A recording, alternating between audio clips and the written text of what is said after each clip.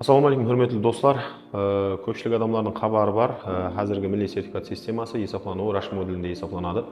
Біздер декабрь айында сол раш моделі бойынша есеплаудың дерлік 90-95%лік анықтықпен есеплап беретін моделін шығарып едік. Һәм қазіргі уақытта көпшілік сол затларды сұрайды. Раш моделі бойынша есеплап беруді, һәм раш моделі бойынша қалай есепланады сол затларды. Сол білімлерімізді һәмменен бөлісуді қаледік. Егер сізге қызық болып отырған болса, толығыменен түсіндіріп беруге әрекет етемін. Енді 90-95% жағдайда анық есеплап беріп жатыр. Қазір алдыңғы оқушыларымызға да, кейіннен кеше милли сертификат тапсырған оқушыларымызға да дерлік дұрыс бағдар бере алдық. Соның үшін егер жақында милли сертификат тестілері бар, соның үшін өздеріңіздің оқушыларыңыз саны алған балаларды толығыменен анализдеп беріп, бағаларын қою имканияты болады, бұны үйрену арқылы. Қазір доску жәрдемінде үйретіп беремін барлығын, ләж болғанша түсіндіремін, кейіннен керек болса файлын тастап қоямын, сол файл арқылы толығыменен үйреніп алсаңыз болады. Енді бұл информацияны бөлісудегі мақсат һәмме толығыменен пайдалансын, енді өздеріміз үйренген затты басқалармен бөлісейік дегенді мақсат қылдық. Демек бастайтын болсақ, бірінші болып балалардан талап етілетін зат тест алынып болғаннан соң қайсы сұрауларға дұрыс шешті, қайсы сұрауларға қате сұрау жауап берді деген мәніндегі таблица Excel'де толтырылу керек. Яғни, мысалы үшін азамат бірінші сұрауға дұрыс сұрау жауап берген болса 1 қойылады, екінші сұрауға қате жауап берілген болса 0 қойылады. Мысалы үшін саламат екеуіне де дұрыс жауап берілген болса, һәммесіне 1-1 көрінісіндегі зат қойылады. Яғни 55-ке шекем деп қойыппыз. Енді бізде математикадан келіп шығып 55 дедік. Айрым пәнлерде, мысалы үшін ол айрым пәнлерде 45 болуы мүмкін, сұраулар санынан келіп шыққан халда бағалана береді. Енді осы таблица толығыменен толтырылып болғаннан кейін, кейінгі жұмыс не болады? Және бір нәрсені айтып өтейін, оқушылар ләж болғанша оқушылар саны қаншелік көп болып отырған болса, анықтық дәрежесі соншелік жоғары болатұғын екен. Оны алдыңғы істеу процестерімізде, сол декабрьден бері пайдаланып келген процестерімізде көрдік. Анықтық дәрежесі сонша жоғары бола береді, оқушылар саны қанша көбейсе.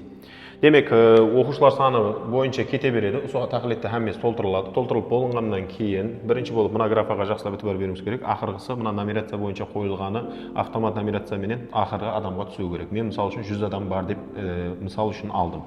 Яғни, мынадан басылап сумманы толығыменен есеплап береді. Мына ақырғы кетекшеңіз есеплап беру керек. Яғни, дұрыстары саны. Дұрыстар саны анықланады. Дұрыстар саны анықланғаннан соң надұрыстар саны шығару керек. Демек, надұрыстар саны 100 адам болып атқан болса, 47 адам дұрыс жауап берген болса, демек 53 адам надұрыс жауап берді дегенді білдіреді. 53 адам надұрыс жауап берді дегенді білдіреді. Ондан соң сұраудың қиынлық дәрежесін анықлау үшін бірінші болып ықтималдық анықланады. Ықтималдық нені анықлап береді? Ықтималдық сондай затты анықлап береді. Бұл сұрау қиынлық дәрежесі қаншелі екендігіне байланысы бар. Яғни, дұрыс сұраулар саны надұрыс сұраулар санына бөлген уақытымызда, дұрыс сұраулар санына бөлетін болсақ, мына жерде енді 47-ні бөлу керек болады 100-ге. 47-ні 100-ге бөлген уақытында ықтималдықты есеплап береді. Бұл қаншелік дәрежеде қиын екендігін.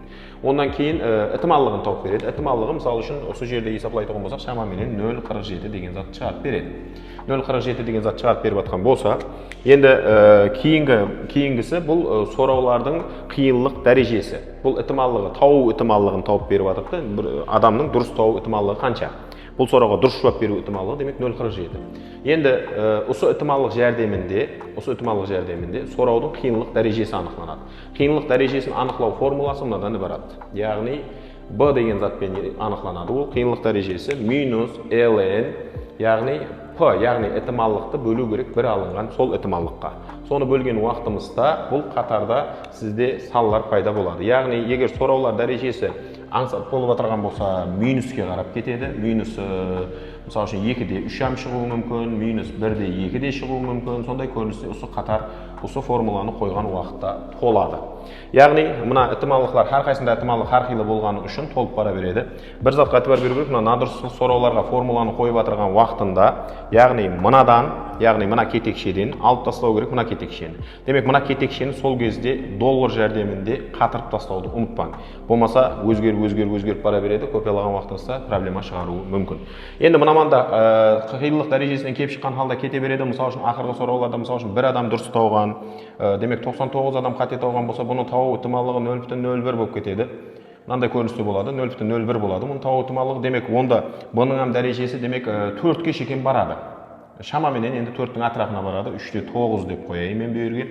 Демек, қиынлық дәрежесі, өз сұраулардың қиынлық дәрежесі -4-тен 4-ке шейінгі аралықта бақыланады. -4-тен 4-ке шейін. Яғни, енді біздер мынаманда қиынлық дәрежесін толығымен анықтап алдық. Яғни, плюс саллар шығып жатырған болса, сұраулар қиын екенлігін, минус саллар шығып жатырған болса, сұраулардың сәл болса да жеңілірек екенлігін анықтап береді. Енді біздер бұны мына жағына бал деген түсінік кірттік. Енді себебі біздер осы балалардың өзін әрқайсысына бере алмаймыз, себебі минус балалар болып жатырған болса, ол заттан проблема шығуы мүмкін. Соның үшін мына кетекшеге біздер, мына жерге, яғни біздер мынандай формула кірттік.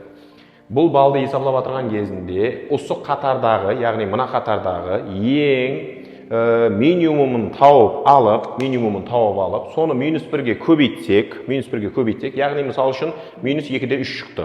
-2-де 3 шығып отырған болса, -2-де 3-ті -1-ге көбейткен кезімізде +2-де 3 шығады. +2-де 3 шығып отырған болса, соған сол кетекшенің өзін қосамыз. Яғни мына кетекшенің өзін қосамыз. Демек, біздерге сонда осы қатарға, мына қатарға біздерге тауып беретін заты ең төмен, яғни сұраудың ең аңсат дәрежесіне 0 балл беріледі дегенді білдіреді. Соның үшін біздер қасына қайтадан қосу 1 дегенді жаздық. Қосу 1 дегенді жазғанымыз не қыл дегені? Демек, ең аңсат сұрауға 1 балл беріліп жатырған болса, одан кейінгі сұрауларға сол қиыншылық дәрежесінен кеп шыққан халда үстіне қосылып барыла береді балалар. Демек, мына жерде минимум 1 шығуы мүмкін, ең қиынларына мысалы үшін 8-дің дөңгелегінде 7-де 8 шыққан вариантларын көрдік. Демек, бұлардың барлығын бір қатарға қосып шығамыз. Мына қатарды толығыменен қосқан уақытымызда һәм сумманы мына жерге жазып қоюымыз керек. Раш модулінде білетұғын шығарсыз, қиынлық дәрежесін, бір сұраулардың қиынлық дәрежесін анықлап болғаннан соң, оқушының қабілеті де анықланады. Ол қабілетті анықлау үшін біздер мына графа кірттік. Бұл графада не қыл дегені? Мына графадағы дұрыслар саны қандай болып есептелінеді? Бұл жерге жазылады, яғни мынаманда тұрған 1-ге көбейтілуі керек мына балл. Яғни, мына 1-ге көбейтіледі мына балл, һәм қосылады, мына 0-ге көбейтіледі кейінгінің баллы, яғни 0 болып отырған, қате болып отырған болса, демек оған балл берілмейді дегені, һәммесін 1-ме-1 осындай көріністе мынаған қосылып шығылады. Һәм ұсыманда 1-ме-1 қолда сіленді, енді ол сілерге тасталынатығын формула немісте, Excel вариантымызда озат толығымен бар болады. Демек, бұл жерде үлкенірек сан шығады. Мысалы үшін 168 деген санлар шыққаны есімде бар.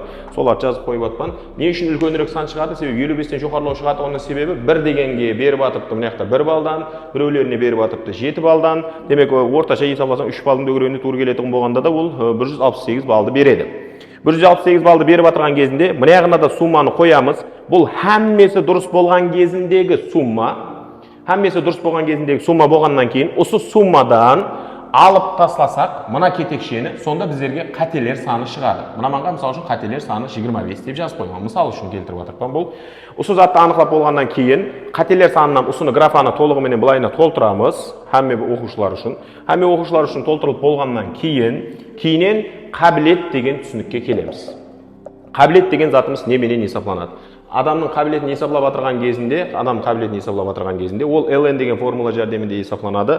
Демек, бұл жерде дұрыслар саны есептелінді. 168 сұрауға дұрыс жауап бергендей болды. Яғни 168 балл топлап тұрыпты.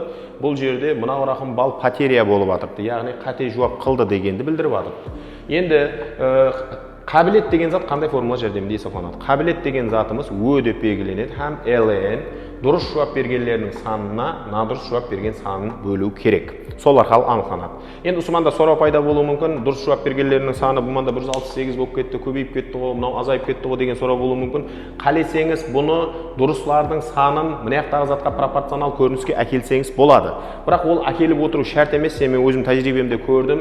Мынаманда мысалы үшін ол пропорционал түрде өзгерген зат қабілетке ешқандай тәсірін көрсетіп отырмайды. Себебі қабілетті есептеп отырған уақытта дұрыслар саны қателер санына бөлініп логарифмлеп, яғни натурал логарифм жәрдемінде есептелінеді.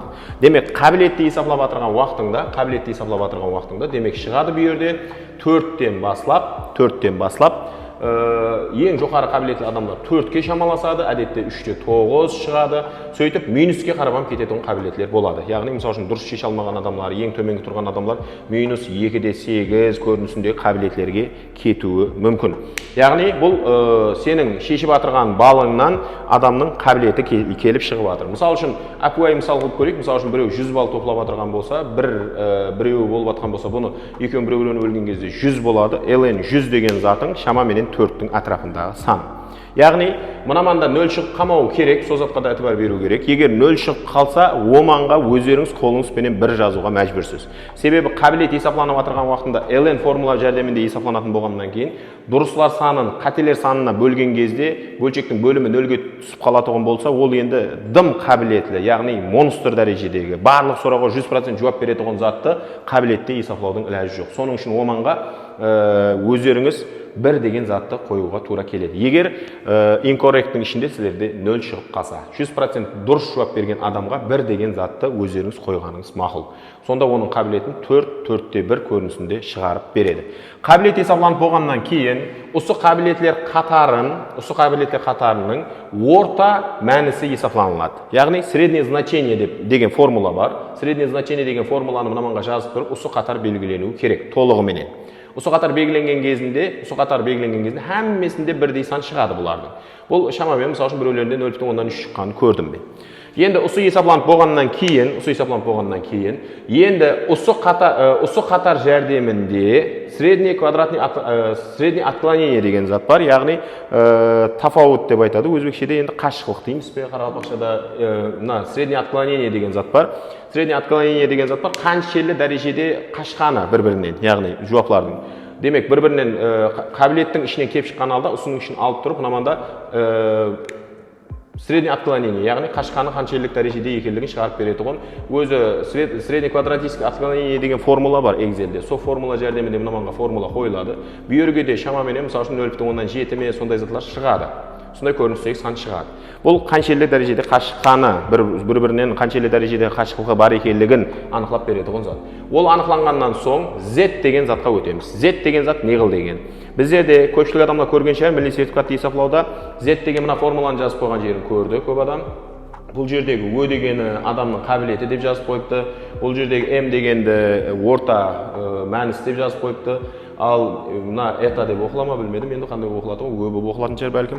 Осы заттың средний отклонение екенлігін айтып қойыпты. Оны Excel'де формула сипатында есепласаң, сол қатардың отклонениесін тауып береді. Енді осы жәрдемінде Z табылады. Z деген зат табылып болғаннан соң кейінгі қатарға келеміз.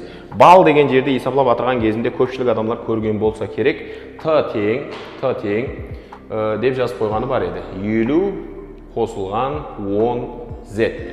Яғни, Rush моделі бойынша біздерге қойылған формула, осындай формула, яғни 50 қосылған 10 Z деген.